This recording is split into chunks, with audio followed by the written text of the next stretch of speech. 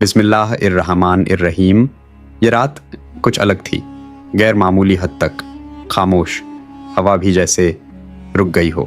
आसमान पर सितारे तो थे, मगर उनकी चमक में एक अजीब सी बेचैनी थी। और उसी सन्नाटे में एक सवाल इंसानों के दिलों में गूंज रहा था। दज्जाल कहाँ है और वो कब ज़ाहिर होगा? ये कोई आम कहानी नहीं है, ये एक ऐसी हकीकत है जिसका जिक्र नबियों ने किया, जिसके बारे में प्रॉफिट मोहम्मद ने बार बार ख़बरदार किया, और जिसका फ़ितना क़यामत से पहले सबसे बड़ा इम्तिहान होगा। रिवायतों में आता है कि दज्जाल एक इंसान होगा, एक आँख से काना, और उसकी पेशानी पर काफिर लिखा होगा, जिसे हर मोमिन पढ़ लेगा, चाहे वो लिखना न भी जानता हो। लेकिन असल सवाल ये नहीं कि वो कैसा दिखता है, असल सवाल ये है कि वो कहाँ है।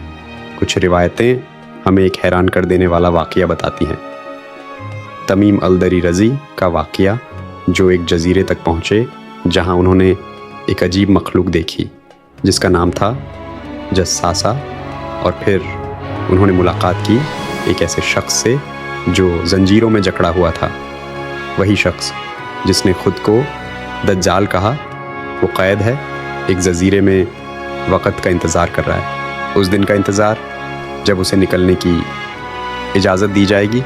मगर ये सिर्फ़ एक जगह नहीं है, बल्कि एक राज है, क्योंकि दुनिया के नक्शे में वो जगह आज भी साफ़ नहीं है।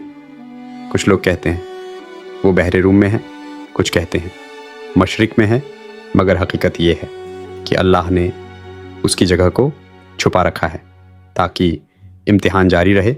और फिर वो वक्त आएगा जब दुनिया में जुल्म, फितना और धोखा अपनी इंतहा पर होगा।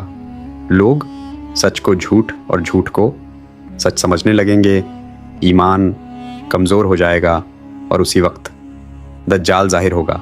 वो सिर्फ़ एक इंसान नहीं होगा, बल्कि एक फितना होगा, एक ऐसा निज़ाम, एक ऐसा धोखा जो लोगों के दिल और दिमाग अपने काबू में ले लेगा।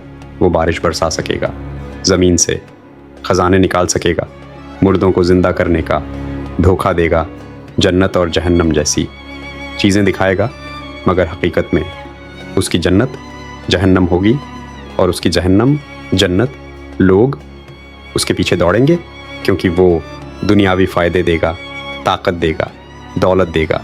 और इंसान हमेशा से दुनिया के पीछे भागता आया है, मगर जो लोग ईमान वाले होंगे, जो कुरान से जुड़े होंगे, जो सूरह कहफ की तिलावत करते होंगे, वो उसके फ़रेब को पहचान लेंगे।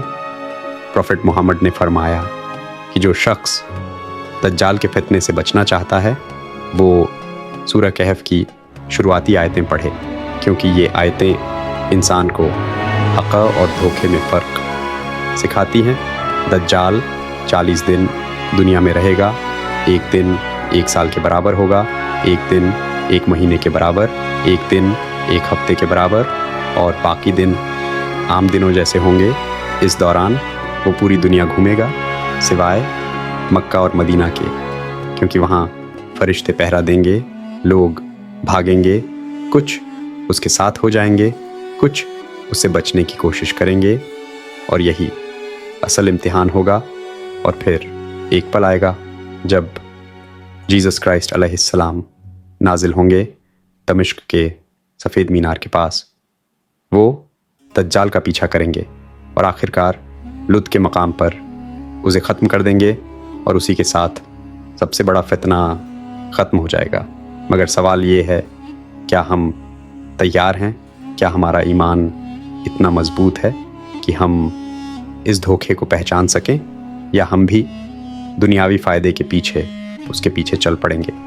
ये कहानी सिर्फ सुनने के लिए नहीं है, समझने के लिए है, क्योंकि दज्जाल का फितना सिर्फ भविष्य की बात नहीं, बल्कि आज भी उसकी झलक मौजूद है।